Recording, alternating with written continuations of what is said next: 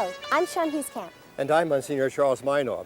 Welcome to this edition of Reel to Reel. Well, Monsignor, it started. What started, Sean? Fall has started, and soon there'll be a chill in the air. Well, usually it means there are footballs in the air. But despite the player strike, we'll have some football for you tonight as we profile a friend of mine, Jim Murray, general manager of the Philadelphia Eagles. The desire to keep nuclear missiles out of the air has prompted some kids in Washington to begin the Children's Nuclear Disarmament Network. We'll meet some of them and learn about their organization. In the short subjects, we'll take a look at the movie An Officer and a Gentleman in the Arts Review segment, and we'll hear from one of our regulars, Father Jim Young.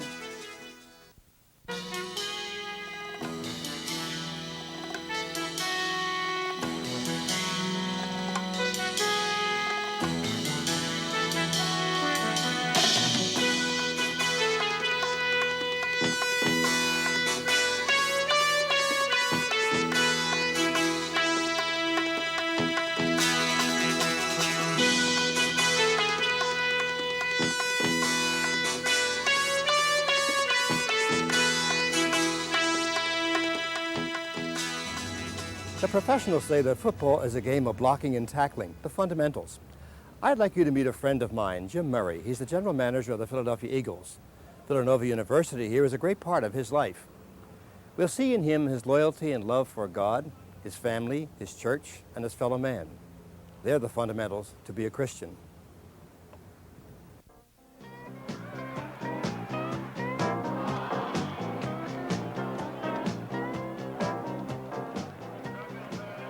This is professional football. It's a world of post patterns, draw plays, end-arounds, audibles, and huge athletes, all striving to get a tiny ball across a goal line. But before these finely tuned athletes even get their hands on the ball, there's lots of coordinating to be done high above the green rug of Veterans Stadium in Philadelphia. On the Philadelphia Eagles professional football team, this scramble of players, coaches, contracts, and who's cooking hot dogs on game day is glued together by General Manager Jim Murray. The job is never the same 2 days in a row. We're involved obviously with the contracts of football players and coaches and assistant coaches.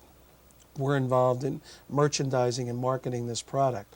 We're involved in trying to get 72,000 people to show up at our services every Sunday. And, you know, it is a very complicated job. It's a people job when you're dealing with the cross-section of the community that we're involved in, from Mayor Green at City Hall to the people that are the Nylon Brothers that have the concessions at the stadium, and, of course, everything in between, and especially the most important part for us, Dick Vermeil and the players. And a large part of my responsibility is being a bridge between the team and the owner, Leonard Toews. It involves football players, politicians, you know, and problems. So they would be my 3 Ps, and most of them, of course, involve the ultimate one is people. You know, it's a people job.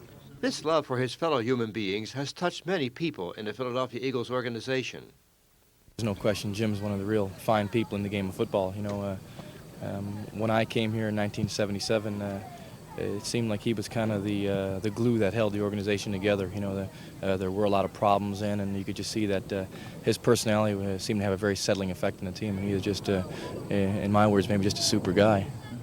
I've always felt that Jim is sort of a cushion between the rugged life of professional football and the business life of that surrounds football itself.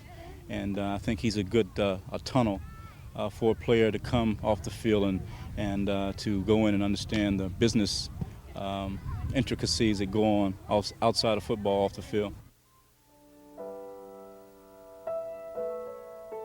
Jim Murray's commitment to projects off the field is what sets him apart from other general managers in the National Football League. The internationally known Ronald McDonald Houses for Leukemia Patients and Their Families was started in Philadelphia with financial support from the Eagles and a lot of hard work by Jim Murray. And probably my greatest moment in sports was on May 19th of this year when we opened our second house, about the same size as this house, 18 bedrooms. And to cut the ribbon was Kim Hill, who's now 14 years old, and people like Dr. Newton, who cured children with leukemia. There are 41 more cities developing these houses. There are 25,000 families. I'm the president of something called the National Advisory Board. What it is, it really works. It's not a theory. We just opened our 38th Ronald McDonald House. We have one in Sydney, Australia, one in Nova Scotia, and it's a great Philadelphia story. It's a story of people helping each other. It's the second commandment of loving your neighbor as yourself. The most devastating part of a disease on a small child is the way it affects a family. The high divorce rate, usually the men crumbling, the mothers are always the strong pillars. We could put people community-wise together with the same problem, much like the mendicant orders, much like the diocese, much like what we're all about. And it just made so much sense to put people, peers together, people through no fault of their own with problems together, that it would work. There are so many stories that are real and miracles where an instant community relation is built, one-on-one with another family.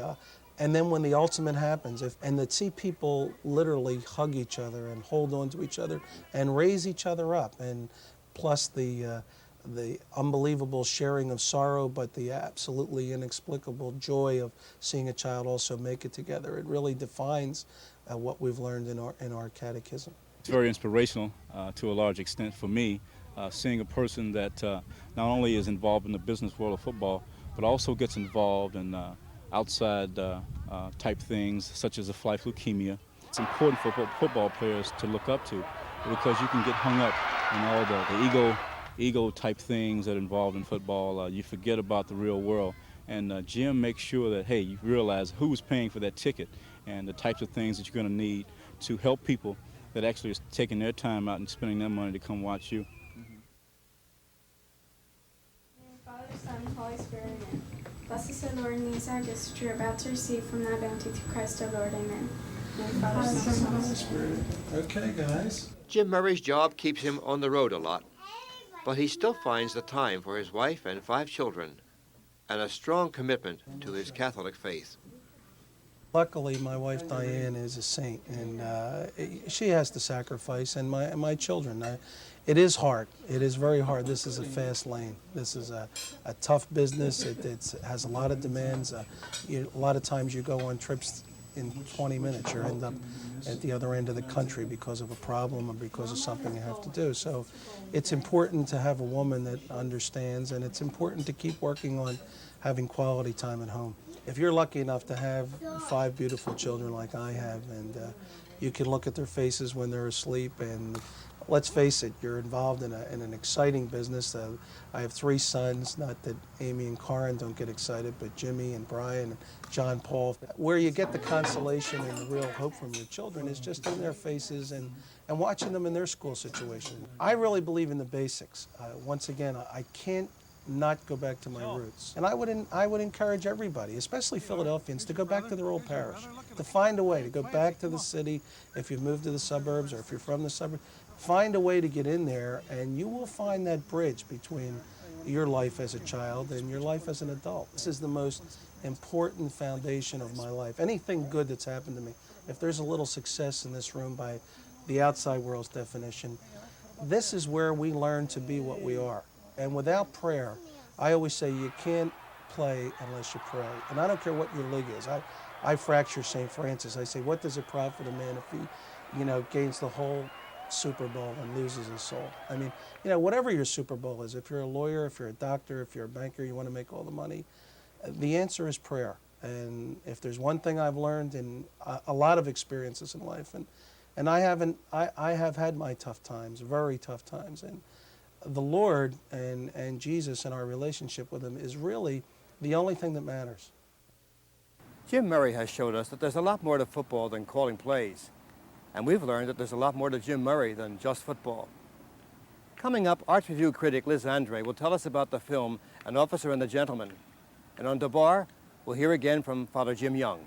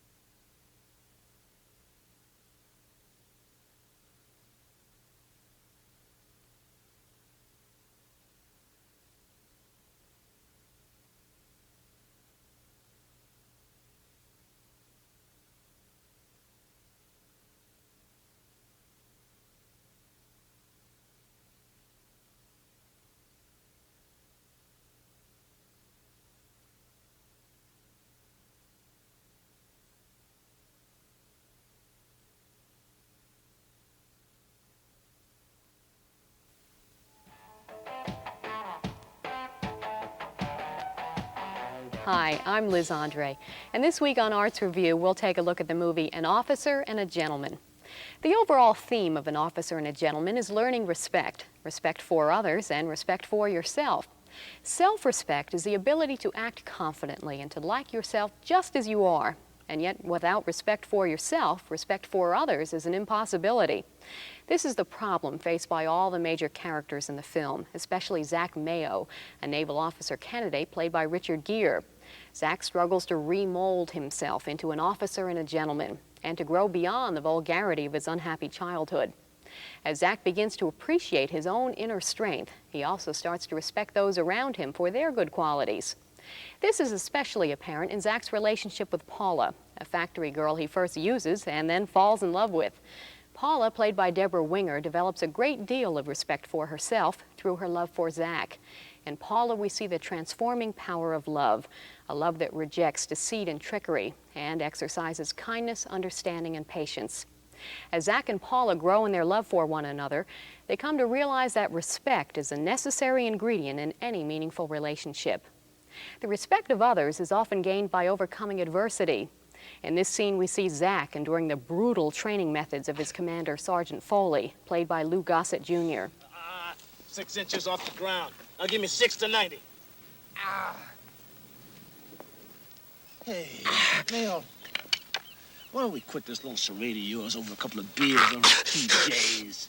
Come on, man, you're about as close to being office material as me. Sir, this candidate believes it would make a good officer. No way, Mayo, no way. You don't give a shit about anybody but yourself. And every one of your classmates knows it. You think they trust you behind the controls of a plane that they'd have to fly in? Come on, man, I picture you as the kind of guy that would zip off one day in my F-14 and sell it to the Cubans, right? No, sir. No, sir. I love my country. Sell it to the Air Force, Mayo. Sell it to the Air Force. Talk to me. Now, why would a slick little hustler like you want to sign up for this kind of abuse anyway? I want to fly jets, sir. My grandmama wants to fly jets. In spite of Foley's discouragement, Zach finds within himself the courage and commitment to carry on, a courage which is born of genuine self-respect. Foley, recognizing this admirable quality in Zach, learns to respect his inner toughness. At the same time, Zach begins to appreciate and respect Foley's methods of helping him become an officer and a gentleman. I want your DOR. No, sir. I want your DOR. I ain't gonna quit. Spell it. D-O-R. I ain't gonna quit. Yeah, then you can be free, and you and your daddy can get drunk and go hall chasing together, huh? No, sir. DOR. I ain't gonna quit. All right, then you can forget it. You're out. Don't you do it. Don't you. I got nowhere else to go. An Officer and a Gentleman is rated R, and rightly so. While the overall theme of the film is learning respect, it goes to realistic lengths, especially in its use of adult language and the depiction of violence and sex. An Officer and a Gentleman is a film for mature audiences only, but one which offers them a message of personal growth and respect. I'm Liz Andre, and that's this week's Arts Review. One day many years ago, when St. Teresa of Avila was traveling across Spain by horseback, she came to a narrow bridge over a deep river. And as she was crossing the bridge, it collapsed and hurled her and the horse into the river. As she was swimming for life, the story is told that St. Teresa looked up to heaven and said to God, "God, if this is how you treat your friends, no wonder you have so few of them." This beautiful library building here at Trinity College in Washington, D.C. is named in honor of Sister Helen Sheehan, the longtime librarian of this school, who died last spring after suffering from serious cancer for 15 years. A stranger who would have seen Sister Helen in pain might have asked, "Lord, if this is how you treat your friends, no wonder you have so few of them." We live in a world in which all too often it seems the good have to suffer. Good people like Sister Helen Sheehan. But yet I think her life reveals a basic gospel truth. It is the Lord's closest friends that he invites to walk the same pathway he walked, which is a pathway of suffering and death. and his close friends who walked that same pathway help the rest of us see that suffering and death need not be the end, but can be a passageway to new life. For in the cheerful, joyful way Sister Helen bore her suffering, she helped all of us see beyond that suffering to the deeper meaning of life. Let us pray for all the good who suffer, and pray too for ourselves when we suffer, that we may be able to see beyond our suffering to the new life that the Lord has in store for all his friends.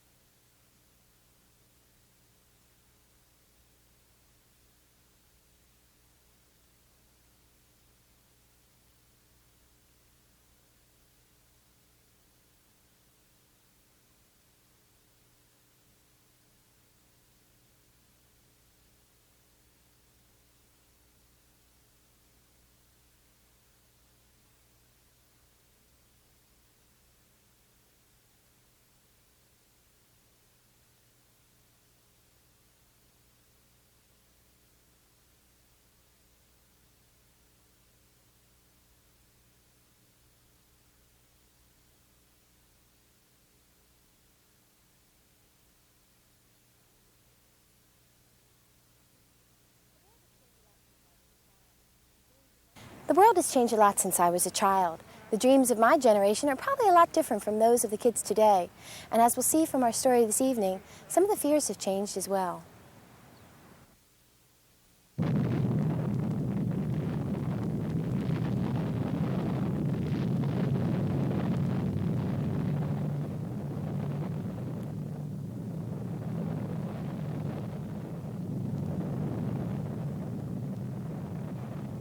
I think about half of Washington would get exploded, and like all of Washington would like get exploded and would blow up, and like all the radiation would spread to Maryland, and then it would spread out of Maryland and Pennsylvania, and out of Pennsylvania into New York, and kill everybody. Soon it would spread throughout the world, and it would kill everybody.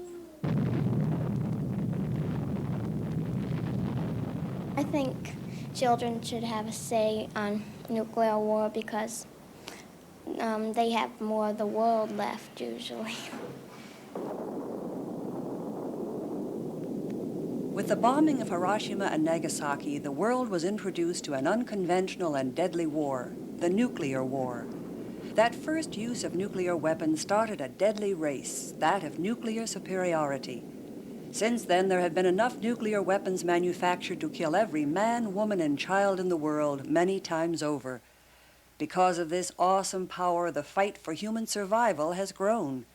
That fight has brought people from all denominations together to promote the cause of nuclear disarmament. Beautiful Seattle, Washington is the home of the Trident, the deadliest nuclear submarine in the world. It was Seattle's Catholic Archbishop Raymond Hunthausen that led the way for all churches to unite in the fight for nuclear disarmament. I feel that what we're urging is that individuals take the responsibility of examining the issue. And if in conscience they come to that position, not only do we condone it, we would say that it's a responsibility of theirs.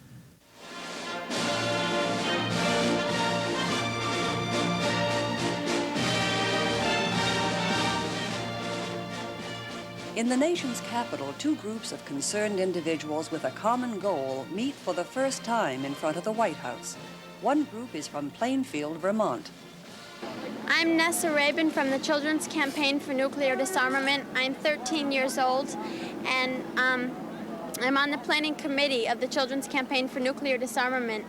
And today we're reading over 5,000 letters from children all around the country who oppose the nuclear arms race. Dear President Reagan, the threat of nuclear war has made me gravely concerned about the fact of the Earth. Having confronted the prospect of the nuclear conflict and informed myself of the fundamental facts relating to the issue, I am convinced that my fears are well-founded. So President Reagan, please talk to Brezhnev about the nuclear disarmament. Love, Maya. You can stop. 9 years old. P.S. Please write back soon. Dear President Reagan, I'm a little worried about the bombs that the United States and Russia are making. I think that you could sit down and talk it out, and everybody could vote. Marcia Whipple. The other group, the Children's Nuclear Disarmament Network from Washington, D.C., has its headquarters in fashionable Georgetown. It was started by students of the Games School, located in the basement of the Parkmont School. The director and teacher of the Games School is Marty Dutcher. Wanted to have try a schooling environment that was about play, that out of which children would then develop the skills and find out what skills they needed to know, and in that context then their learning process would just kind of unfold rather than have it be laid upon them. It's very unusual for children this young to be taking on projects like that, and I see my job as being difficult in how to stay out of their way at the same time to keep them empowered to do what they say they want to do. Well, we're a group that's trying to stop nuclear war, and we send out a newsletter every month, and we try to get more people to get involved with CND, so it can get bigger, so there's a better chance of stopping nuclear war. I'm interested in nuclear disarmament because I do not want nuclear bombs around where I am, and I don't want them around anywhere. Like, I'm scared that I don't want to die from a nuclear bomb. I just don't want to die of a nuclear bomb. I'm scared. We're trying to get children so that children know about nuclear war and how dangerous it is, so that they can understand what it's all about. We're afraid of what can happen if we do not stop making nuclear weapons. The children have weekly meetings in which they discuss current events and also their newsletter. But it seems that their hardest struggle will be with the adults. Will they recognize them and share their knowledge, or just ignore them? I think that we're a part of the world too, and they should let us know about it and see if we want it before they just go ahead and start doing it. I think we're in this world too, you know. We make a difference of what goes by this country and what doesn't. I mean, like, we have just as much as a part in this country as they do. We have just as much rights, maybe even more. So we are entitled to find out what goes past in this country. They can't make all these nuclear bombs without somebody not saying anything about it, because maybe a bunch of kids might not want it. Are these children outcast from so-called society? Are their parents active in the disarmament movement? Are the children being used by their parents to stress a point? Linda and Gordon Brigham, Elaine's parents, keep a watchful eye on her, but leave the choice of commitment entirely to her. Well, I just want to make sure as Elaine's parent that her involvement with this is coming from her own desire to help rather than pressure from adults to fill this role.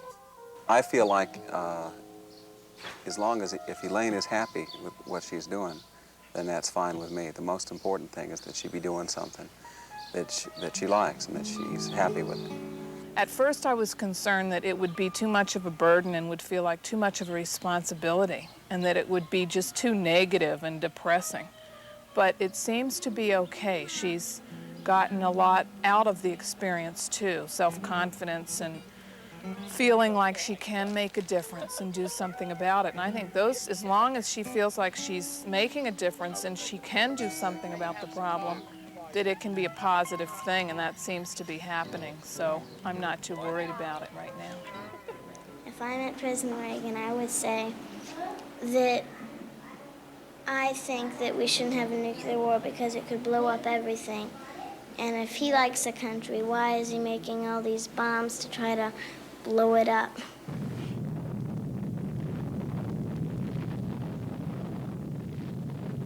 We say that our most precious resource on earth is our children, yet they go unheard.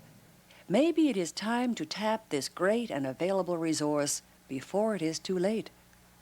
No matter what country started a nuclear war,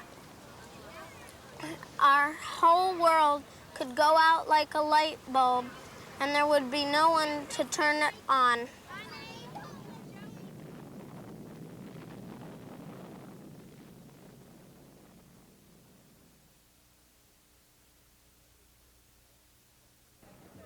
They're good stories, Sean. But did you notice anything similar about them? Well, just the fact of people helping people. Jim Murray helps his players in a very personal way and helps sick children and their families by promoting the Ronald McDonald Houses. And the children in Washington are helping us all by raising their young voices against nuclear arms. Well, let's hope the right people hear them. Next week on Reel to Reel, we'll introduce you to Kim and Reggie Harris, two young troubadours from Philadelphia with a message. And in Iowa, we'll meet some hearing-impaired people and the Franciscan nun who brings them the good news. In the short subjects, Father Walt Nolan will let you in on some little-known facts about our faith in our Do You Know segment. And in Expressions, we'll return to Israel for another glimpse of that country. We hope you'll join us. Good night. Good night, and God bless you.